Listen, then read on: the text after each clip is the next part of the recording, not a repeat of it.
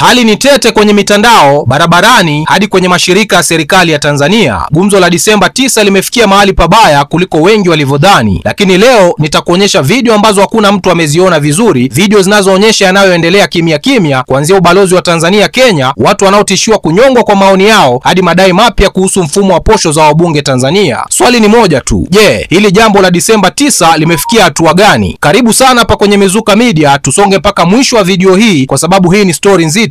Naanza na video ya kwanza ambayo imezua maswali mengi sana. Huyu jamaa Mtanzania akiwa Kenya aliamua kurekodi na kuwaambia Watanzania kwamba kuna mambo yanayofanyika kimya kimya kwenye ubalozi kuelekea Disemba 9. Anaeleza kuwa kuna watu wanaingia na kutoka na kuwa kuna harakati zinazofuatilia kinachoendelea mitandaoni. Na cha muhimu hapa sio kilichoonekana, ni hofu na wasiwasi alionao, akiuliza Watanzania waelewe kuwa kuna macho yanayowatazama kabla ya Disemba 9.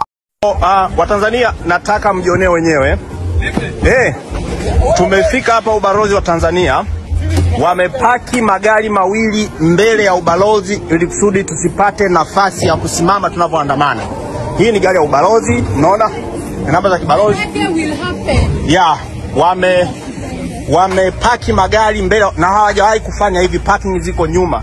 Ndio mjue hawa watu wanaleta ubabe kila sehemu. Sisi tutafanya video hii, tutawakumbuka watu walio uwawa na Samia Suluhu Hassan na genge lake. Tutakuwepo hapa. Wameweka magari hapa ili tushindwe kukaa. Hapa ni mbele, ubalozi ni mlangoni, wameweka magari. Tutakuwepo hapa. Actually tutatumia magari itakuwa si magari ya ubalozi. Magari ya ubalozi, magari yetu yana plate number za ubalozi. Wamefanya makusudi. Wameweka magari mbele ya ubalozi hapa ili kusudi tushindwe kusimama kwamba sideway. Na polisi wakija tutawaambia ili kusudi wayatoa ya magari, yachukuliwe. Tuna gundi tutaweka. Kenya wamekuja kutuonesha solidarity. Waganda nao watakuja kutuonesha solidarity. Tupo na Watanzania hapa. Tunaanza sasa hivi, ni saa 9 kasoro. Tunaweka vitu vyetu hapa. Stop enforced disappearances. You cannot stop us. Sasa turuke kwenye video ya pili kutoka kwa Bongo Zozo. Katika video moja mtu alimwambia kuwa anastahili kunyongwa kwa kuhamasisha vurugu, lakini jibu lake liliwasha moto zaidi. Alijitetea kwa kueleza kuwa mtu hawezi kunyongwa kwa kusema ukweli, na kwamba hata yeye hataogopa kutoa maoni yake kuhusu haki ya nchi yake. Hapa ndipo tunapoona upande wa pili, watu wanaosema hawatanyamazishwa na vitisho. We mchochezi, kesi ya uhaini unakuhusu. Kwanza nina wanasheria 10 na hakuna mwanasheria anakubali kwamba nimeongea hata neno moja la uchochezi. We angalia video zangu, nimesemaje kwenye video zangu? Kwanza nimejizuru kwenye cheo cha serikali. Cha pili, yani nimetoa mawazo kuhusu vijana wana njaa, vijana wanataka haki gani. Halafu nilifanyaje? Niliongelea katiba, mnataka kubadilisha vipengele gani? Uchochezi gani nimetumia? Halafu kwenye maandamano niliwashauri msitoke. Unaona uchochezi gani? Sasa nasema hamjui neno wala uhaini hamwelewi. Yani uhaini ni neno, yani sio ulijifunza mwezi uliopita. Uhaini kwa Kiingereza treason ni ile kosa la jinai ambao inatumika jeshini. Yani maana yake kujaribu kumuua rais, maana ya uhaini. Ndio maana watu waliofungulia mashtaka ya uhaini wameachiliwa, kwa sababu kisheria haisimami. Yani ni neno mnatumika kwa kuatishia nyie. Uhaini mtanyonga, uhaini mtanyonga. Ili msiongee. Lakini mimi sitishikagi. Chukua nywele yangu peleka kwa bibi yako.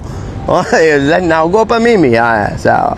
Halafu hii video ya tatu imetikisa watu zaidi. Jamaa huyu aliamua kueleza hatua kwa hatua jinsi mfumo wa kulipa wabunge wa Tanzania unavyoendeshwa. Madai ya rushwa, matumizi yasiyoeleweka, allowances zisizojulikana na umma. Kimsingi anajaribu kuonyesha chanzo cha hasira za vijana wengi kuhusu Disemba 9, ubadhirifu, ukosefu wa uwazi na matumizi ya fedha za umma ambazo wananchi hawapati maelezo yake. Huu ndio mjadala ambao unaonekana kusukuma zaidi pressure mitandaoni. Unajua, ukitaka kugundua kwamba mfumo wa malipo ya wabunge Tanzania ni mfumo wa kitapeli, kijambazi na wizi wa hali ya juu, tafakari aina ya malipo anayolipwa mbunge wa Tanzania. Sio kiasi.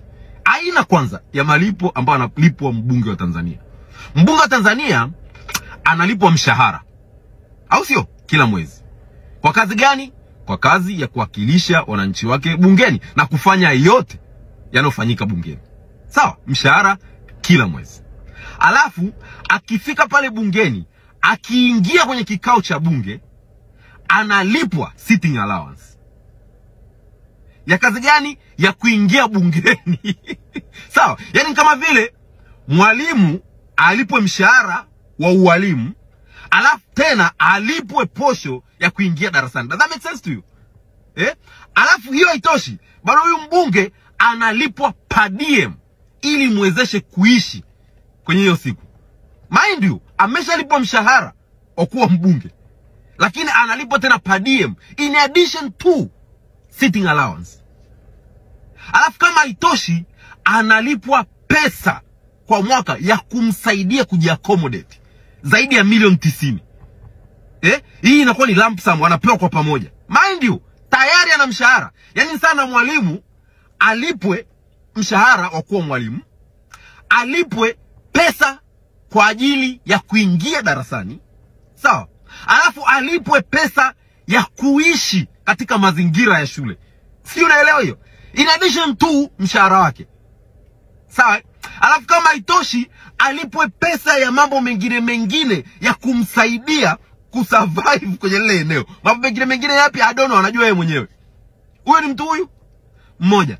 Alafu baada ya hapo apewe mafuta ya gari. Si mnaelewa? Now, haujamaliza. Bado huyu mbunge analipiwa bima ya afya. Sawa? Alishalipwa mshahara, lakini bado analipiwa bima ya afya. Bado huyu mbunge akisafiri kutoka bungeni kwenda kwenye jimbo lake, analipwa. Si unaelewa? Bado huyu mbunge akiingia kwenye kamati za bunge, analipwa. Si unaelewa? Unajiuliza, sasa huyu mbunge ule mshahara analipwa ni wa kazi gani? Lakini pili, anautumia kufanya nini? Yaani inawezekanaje mwalimu alipo mshahara kwa mwalimu, alipo kuingia darasani, alipo kukaa shuleni, si unaelewa? Alipwe kuinteract na wanafunzi, si unaelewa? Alipwe pesa kuna nyumbani kwake na afu kama haitoshi, miaka 5 ikiisha, apewe kiunua mgongo milioni 200 plus. Kumbuka, malipo ya mbunge hayakatwi kodi. Ukumbuke hilo. Kwa hiyo analipwa pesa ambao hakuwahi kukatwa. Sawa? Walimu leo akistaafu anapewa malimbikizo yake, yanaitwa malimbikizo yake. Si ndivyo? Kwamba kila mwezi alikuwa anakatwa kiasi fulani cha fedha kiende kwenye mfuko, sawa, kama pension. Akimaliza kazi, amestaafu, sasa anapewa pesa kwamba isee, ulifanya kazi, tulikukata kiasi hiki na sisi tulikuwa tunakuchangia kiasi hiki, kwa hiyo chukua. Sawa, hii ni pension yako.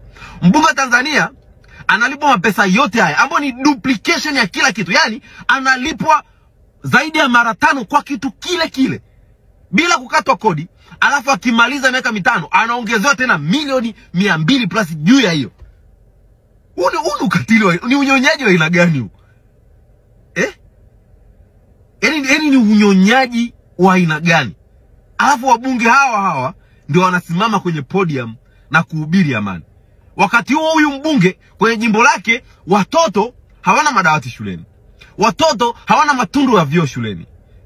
Kwenye jimbo lake kipo kidispensary ambacho hakina hata paracetamol.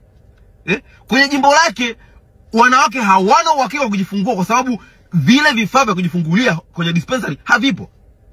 Kwenye jimbo lake anamtegemea muuguzi mmoja, mkunga mmoja abebe kibatari aenda akamsaidie mwanamke kujifungua. Huku mwanamke akisali na kuomba kwamba Mungu lolote lisitokee nisije nikafa, kwa sababu ikitokea tu mambo yamechanganyikana ndio biashara imeishia hapo. Tuna mfumo wa kijambazi kuliko kawaida. Mfumo wa wezi, tena mfumo wa yani ni mfumo wa kijambazi ambao umerasimishwa, sawa, na kulazimishwa ukawaidishwe uonekane kama vile ni mfumo halali.